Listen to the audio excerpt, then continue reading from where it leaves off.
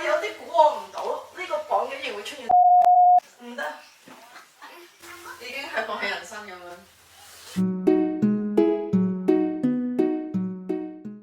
As a mom of two, I've watched my fair share of cartoons. Some of them were just for fun, but others didn't quite hit the mark with my kids.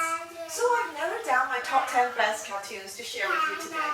大家好，我係 Pinky， 由香港做 full time mom 做到嚟英國。呢個 channel 會分享我點樣喺英國做一個全職媽媽。除咗好似呢條片咁講係母親的選擇，仲會有上一條片講嘅快煮中餐。有興趣嘅話，記得 subscribe and click the bell. So let's get started with number 10. Number 10, Kitty Cats. This show is a fun way for kids to learn about teamwork and problem solving as they join three little cats on their adventures. 好似 Peppa Pig， 但好過 Peppa Pig。有睇過封控豬都知佢每集最尾咧都會全世界笑到碌地嘅，係偏向搞笑日常嘅內容。而呢三隻貓咧就係每次合力解決到問題之後咧就會拖住手喵3次，所以比起 Peppa Pig 係多咗薄薄一層嘅營養喺入面嘅。例如 Season 2第一集啦，即係 YouTube 播緊嘅第53集。講妹妹 Candy 教兩個哥哥要有 good manner， 短短5分鐘嘅故事講咗俾小朋友聽何謂 good or bad manner， 點解要做一啲禮讓同埋分享嘅行為。兩個哥哥初頭對禮讓會有所誤解，佢哋會 illustrate 到佢哋嘅想像畫面出嚟。呢一種將小朋友天馬行空嘅想法形象化嘅元素係我自己好中意嘅。同樣包含呢一樣元素嘅有嚟緊會介紹排第7位嘅卡通片 Number 9 Gabby's Dollhouse. This show is perfect for younger kids, featuring adorable cats and magical dollhouse adventures. It teaches important social skills like kindness, sharing, and empathy. 個人認為係 Netflix 自家出品卡通片之中最好嘅一套，集合咗時下小朋友最喜歡嘅所有元素，拆盲盒、微型玩具、扮貓、魔法變身嘅玩具世界、唱歌、DIY 小手工，將呢堆嘢全部炒晒一遍。可以想像到啲小朋友，尤其是女孩子會有幾中意。我啲女係翻睇咗最少2次，佢每集一個主題，例如 Season 4第4集。講 Gabby 幫一隻明星貓嘅演唱會做準備，故事帶出咗我哋唔需要過分追求完美，做翻自己先係最好嘅道理。過程中一啲揀顏色排次序嘅問題都會邀請電視機前面嘅小朋友作答。Number 8 If You Give a Mouse a Cookie. This cute show is based on a beloved children's book and follows the adventures of a curious little mouse and his animal friends. It teaches kids about cause and effect, problem solving, and creativity.非常特別嘅一套卡通片 ，Cause and Effect 因果關係。如果你俾故事主角小老鼠一個硬幣，之後會發生咩事呢？唔係要帶出啲咩大道理，但係故事性強，絕對有助啟發小朋友嘅想像同埋思路。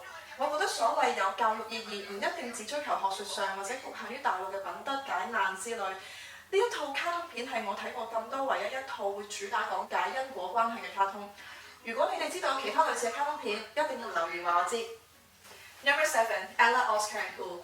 This show features a diverse cast of characters and teaches kids about the importance of diversity, inclusivity, and friendship. 畫面好靚，畫風好靚，即使輕鬆唔急促，但係唔會覺得悶，整體俾到人好舒服嘅感覺，亦係我先前提過第2套會將小朋友天馬行空嘅想法形象化嘅卡通。而且比起 Kitty Cat 做得再好好多，因為佢連小朋友對黑暗恐懼、失去朋友嘅孤獨感、收唔到信件嘅失落呢種咁空虛、咁虛無嘅嘢都會 illustrate 到出嚟。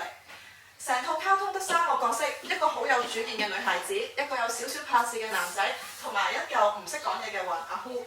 小朋友可以從佢哋嘅友情故事中學習到一啲同朋友相處嘅技巧，好似有一集講女主角因為男主角同呼講得好埋而覺得被冷落一樣。呢啲情況喺人際關係上面係好常見嘅。最後佢哋點樣去處理呢？如果你有興趣嘅話，一定要同你嘅小朋友一齊睇下。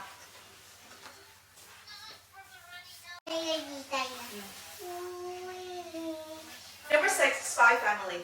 This anime-style show is perfect for kids and adults alike, featuring action-packed spy missions and valuable lessons about family, love, and trust. 係咪有啲估我唔到呢個榜竟然會出現 Spy Family 呢？仲要係排第6。其實大家睇到呢度我都有少少估唔到嘅，不如大家俾個 like 我又飲啖水回氣先。其實有唔少人都分析過啦 ，Spy Family 呢套動畫咧，其實隱含咗好多育兒元素喺裏面嘅。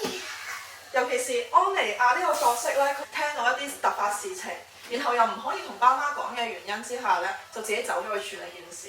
好俾我哋嘅小朋友啦，佢哋唔識表達自己，或者我哋根本冇同過佢講，有啲咩做得咩嘢唔做得嘅情況之下咧，佢哋自己去做咗一啲大人覺得曳或者唔應該做嘅嘢。雖然我哋小朋友當然唔似安妮亞咁識得讀心或者有咩超能力啦，但係同樣嘅道理，我哋係可以先理解佢哋，而唔係去責罰佢哋先嘅。Spy Family 呢一套卡通片咧，好適合一家大細坐喺度一齊睇嘅。冇啦，我已經抱咗家姐啦。Number 5, Noddy Toyland Detective. This classic show follows the adventures of Noddy, a toy who solves mysteries in Toyland. It's a great way to teach kids about problem solving, critical thinking, and teamwork. 小司機 Noddy 冇錯係同一個 Noddy， 但全新嘅故事同埋精美嘅動畫，一集一單案件 ，Noddy 會運用5W1H， 即係 When, Where, What, Who, Why, How 去揾線索，再配合 critical thinking 批判性思考去破解謎團。成套卡通由美感到觀感，娛樂性到益智性，各方面都好平均，所以排第5。Number 4, Miffy's Adventures Big and Small. This simple yet charming show follows the adventures of a little white bunny named Miffy. It teaches kids about the importance of family, friendship, and imagination. 係成個 list 最適合細 B 睇嘅卡通片，由角色、場景、故事，以至敘事手法、對白、節奏、用字等等都好似為1至2歲嘅小朋友度身訂造咁。好簡單，但好靚，好好睇。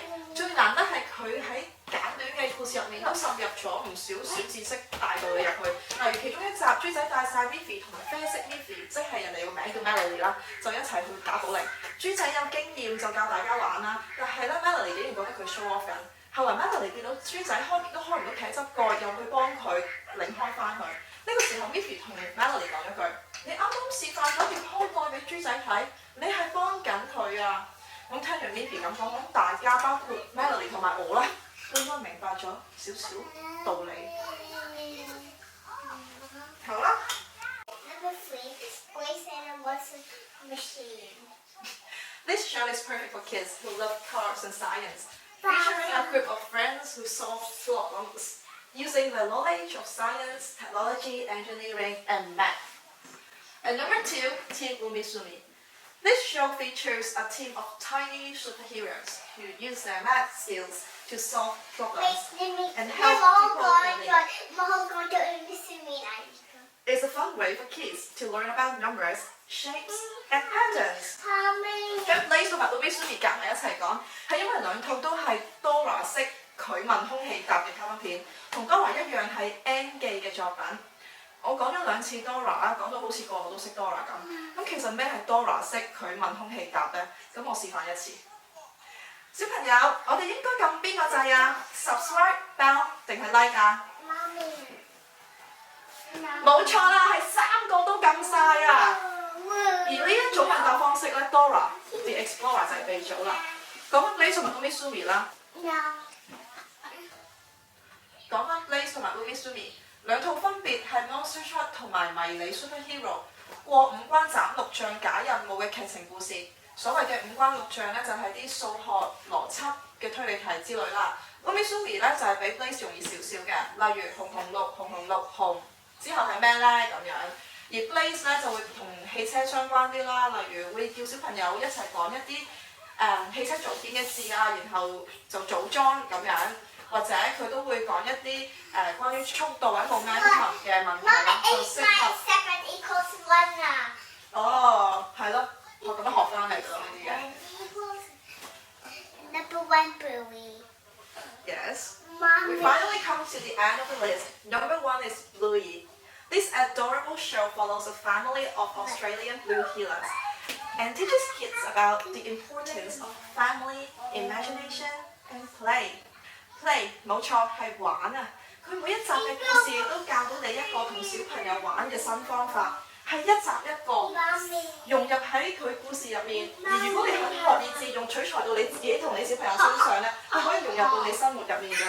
例如 picnic 嘅時候，爸爸瞓喺度啦，你隻手喺度喺佢身上面咁樣玩耍啦，坐長途車等外賣，甚至啲小朋友行路扭計嘅時候，你可以同佢哋玩咩咧？佢哋都可以俾到 idea 你嘅。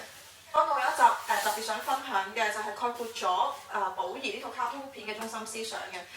咁有一次佢哋一家人同其他朋友一齊去郊遊啦，然後啲小朋友自己喺度玩嘅時候咧，佢哋就決定玩一個遊戲，就係唔可以踩陽光曬到嘅地方。咁去到一個位咧，啲雲散去晒，一直玩唔到落去。寶兒剩低喺一邊，佢過唔到對岸啦。咁然後其中一個小朋友就同寶兒講：不如算啦，我哋唔好再玩啦咁樣。但係寶兒好堅持，寶兒真係個主角小朋友，佢話唔好咯，我哋要繼續玩落去嘅。又勸佢個小朋友問點解，但係寶兒一時三刻解釋唔到點解我一定要堅持玩落去。然後突然間咧有架大巴士經過喺個山坡上面，有個影徐徐駛過，寶兒就趁呢個機會就踩過個大巴嘅影咧，就過到對岸。嗰個過程驚險刺激，大家見到都覺得好開心。最後咧，寶兒就解釋到，大家都明白到玩遊戲就係要跟規矩咯。如果你堅持跟規矩去玩遊戲，你就會覺得開心㗎啦。我會形容佢而家最 hit 咁樣講就係天花板，係卡通片嘅天花板，係非常之推薦。如果你睇完呢個 list， 你已經想急不及待想即刻睇下我之前介紹落嗰啲片啦。我覺得呢一套嘢係要必睇。好啦，終於講晒10個出嚟。呢段 script 我寫咗一整日，希望幫到大家啦。咁睇到呢度嘅各位啦，非衷心感謝，希望你會撳個 like 俾我，同埋我之後下次咧係會講10個 app 嘅，10個小朋友嘅 app 嘅。中意嘅話記得要 subscribe 啦。So there you have it, my top 10 picks for the best cartoons to watch with your little ones. I've put those mentioned YouTube channel links below in the info box. I hope you enjoy this countdown and find some new shows to watch with your kids. If you have any other recommendations, feel free to leave them in the comments below. 好臭啊！嚟個屎啊！要換片，要換片，要換片！啊得，要片。